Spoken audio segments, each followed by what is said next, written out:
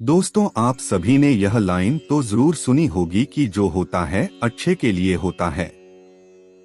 हम में से बहुत से लोग इसका सही मतलब नहीं जानते हैं, परंतु अगर किसी की मृत्यु होती है तब सभी यह कहते हैं कि जो हुआ अच्छा नहीं हुआ। तो फिर इस लाइन का क्या मतलब होता है कि जो होता है अच्छे के लिए होता है? तो आइए इसे एक कहानी के द्वारा जानते हैं। दोस्तों, अगर आप इस ज्ञान की गागर चैनल पर पहली बार आए हैं तो इस चैनल को सब्सक्राइब करें। तो दोस्तों, बिना देरी के वीडियो को शुरू करते हैं। एक बार की बात है, यमराज अपने यमदूत को धरती पर एक औरत को लेने के लिए भेजते हैं। जब वह धरती पर उस औरत के पास पहुंचते हैं तो वो देखते हैं कि उस मृत शरीर के पास दो बच्चियां होती हैं। एक बच्ची अपनी माँ के साथ खेल रही थी और एक बच्ची रोते रोते सो गई थी। वह देखकर यमदूत को अच्छा नहीं लगा और वह उस मृत शरीर को लिए बिना ही यमलोक चले गए। वहां जाकर वह यमराज को बोले कि हे प्रभु, क्या हम उस मृत शरीर में थोड़े समय के लिए जान नहीं डाल सकते, क्योंकि उसकी बेटियां बहुत ही छोटी छोटी सी है। पिता न होने के कारण वह अनाथ हो जाएंगी।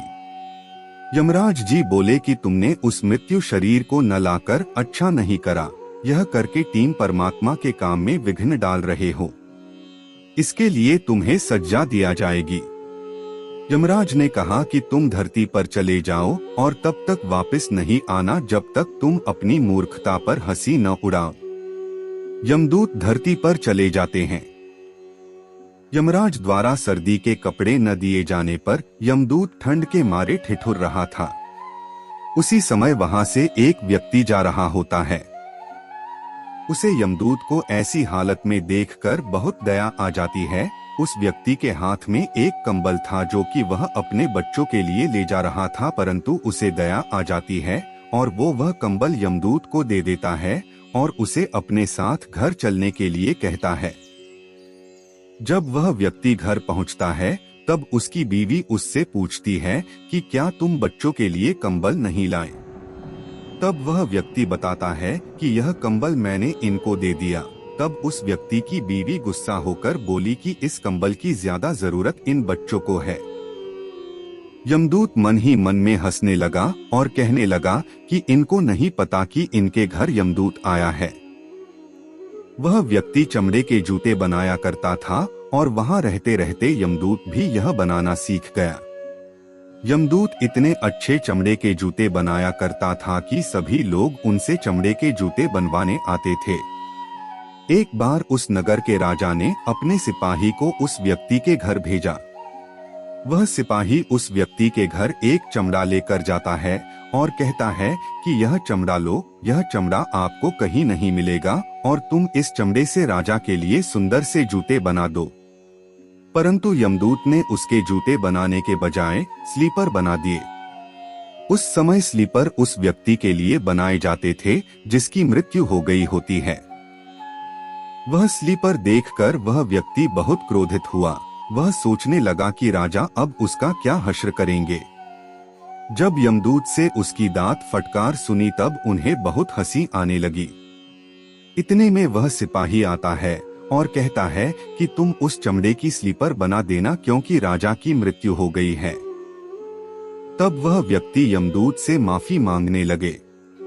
तब यमदूत बोले कि मैं तो अपने कर्मों द्वारा किए गई सजा को भुगत रहा हूँ। काफी समय बाद उस व्यक्ति की दुकान पर एक लड़की आई अपनी दो बेटियों के साथ। वह लड़कियां अपनी शादी के लिए जूते बनवाने आई थी। उन लड़कियों को देखते ही यमदूत को याद आता है कि यह वही लड़कियां हैं जो उस मृत महिला के पास रो रही थी। तब यमदूत उस महिला से पूछते हैं कि यह बच्चियां कौन है। तब वह बताती है कि यह लड़कियां अनाथ है। इनके पैदा होते ही 2 साल बाद इनकी माँ इनको छोड़कर चली गई थी। मेरे पास भी संतान नहीं थी, इसलिए मैंने उन्हें गोद ले लिया और मेरे पास बहुत संपत्ति है और आगे जाकर यही दोनों मेरी संपत्ति की मालकिन बनेगी। तब यमदूत को खुद पर हंसी आई। उसे अपनी मूर्खता का एहसास हुआ। तब वह 3 बार हंसा। फिर वह व्यक्ति यमदूत से कहता है कि अब आप 3 बार हंस चुके हो, अब आप मुझे अपनी हंसी का कारण बताएं। तब यमदूत उस व्यक्ति को सारी बात बताता है और कहता है, आज मुझे पता चला कि जो होता है अच्छे के लिए होता है, जो हो रहा है वो भी अच्छा हो रहा है, और जो होगा वो भी अच्छे के लिए होगा। परंतु अगर कोई किसी महिला के साथ गलत कर रहा है, उसके साथ अन्याय कर रहा है, तो वह अच्छा नहीं है। दोस्तों, यही आज की सच्चाई है। अन्याय को सहन नहीं करना चाहिए, अन्याय के खिलाफ आवाज उठानी चाहिए। परंतु इस स्थिति में यह नहीं सोचिए कि जो हो रहा है अच्छे के लिए हो रहा है। इस समय आपको अन्याय के लिए आवाज उठानी चाहिए। एक बात जरूर याद रखिए कि परमात्मा हमें हमारे कर्मों का ही फल देते हैं। परमात्मा जो भी करता है अच्छे के लिए ही करता है। अंत में यही है कि जो भी होता है अच्छे के लिए होता है। ये कहानी है 2 ऐसे गांव की जहां की खुशहाली और समृद्धि हमेशा बनी रहती थी। इन गांव का नाम था नंदी और रोहड़। ये शहर से सटे 2 ऐसे गांव थे जो सबसे ज्यादा धनी और अमीर थे। लेकिन इन दोनों गांव में कुछ विभिन्नताएं थीं। नंदी गांव के लोग भगवान को बहुत ज्यादा मानते थे, लेकिन रोहड़ गांव के लोग ज्यादातर लोग नास्तिक थे, भगवान को नहीं मानते थे। नंदी गांव के लोग सच्चाई के राह पर चलते थे, लेकिन रोहड़ गांव के लोग लोभी और मतलबी थे। एक बार की बात है, दोनों गांव में महामारी आती है, जिसकी वजह से नंदी गांव की सीमाओं को सुरक्षा देने वाले सारे कुत्ते मर जाते हैं। वहीं रोहड़ गांव के कुछ ही कुत्ते मरते हैं। महामारी फैलते फैलते अन्य जानवरों तक पहुंचती है और नंदी गांव के सारे जानवर मर जाते हैं। वहीं रोहड़ गांव में इसका इतना ज्यादा प्रभाव नहीं पड़ता। कुछ समय बाद नंदी गांव में एक नई घटना घटित होती है कि जिस तालाब से नंदी गांव को पानी आता था, वो तालाब धीरे धीरे सूखने लग जाता है, जिसकी वजह से अब नंदी गांव के लोगों को पानी की बहुत दिक्कत आती है। तालाब सूखने से सारे हरे भरे खेतों में सूखा पड़ने लग जाता है, सारे पेड़ पौधे मुरझाने लग जाते हैं। तब नंदी गांव के लोग निर्णय करते हैं कि अब वे जाके रोहड़ गांव के लोगों से मदद मांगेंगे। परंतु रोहड़ गांव के लोग लोभी और लालची होते हैं। उनके पास सब कुछ होने के बावजूद भी वे नंदी गांव के लोगों की मदद नहीं करते। अब नंदी गांव के लोग हर जगह से फंस चुके होते हैं।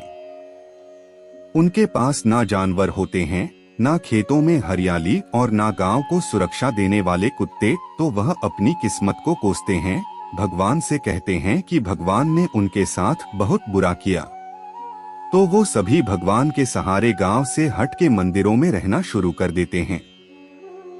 एक रात बहुत सारे चोर और डाकू नंदी गांव में प्रवेश करते हैं।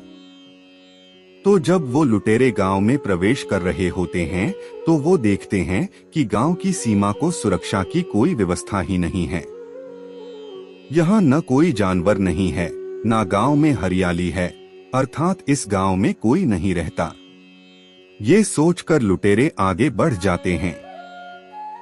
आगे बढ़कर जब वो रोहड़ गांव में पहुंचते हैं, तो देखते हैं कि गांव के सुरक्षाकर्मी भी हैं, कुत्ते भी भौंकने लगते हैं। लुटेरे सारे कुत्ते और सुरक्षाकर्मियों को मार देते हैं और देखते हैं कि गांव में हरियाली है, जानवर है, इंसान है। तो सारे लुटेरे गांव में फैल जाते हैं। जब वे सब कुछ लूट लेते हैं, तो सारे गांव को आग लगा देते हैं, सारे लोगों को मार देते हैं और भाग जाते हैं। अगली सुबह जब आसपास के गांव वालों को इसका पता चलता है कि रोहड़ गांव में अब कोई भी नहीं बचा, पूरा गांव शमशान बन चुका है, तो नंदी गांव में किसी को हानि तक नहीं पहुंची। तब नंदी गांव के लोगों को समझ आता है कि भगवान ने उनके लिए जो भी दिक्कतें और परेशानियां दी, उनमें उनका ही भला था। अर्थात जो होता है अच्छे के लिए ही होता है। इस कहानी से हमें यह सीखने को मिलता है कि हमारे जीवन में जो भी अच्छी या बुरी घटनाएं होती हैं, उनके पीछे भगवान ने आपके लिए कुछ बेहतरीन और बड़ा सोचा होता है। बस शर्त है कि आप खुश रहें। दोस्तों, कहानी अच्छी लगी हो तो वीडियो को लाइक करें।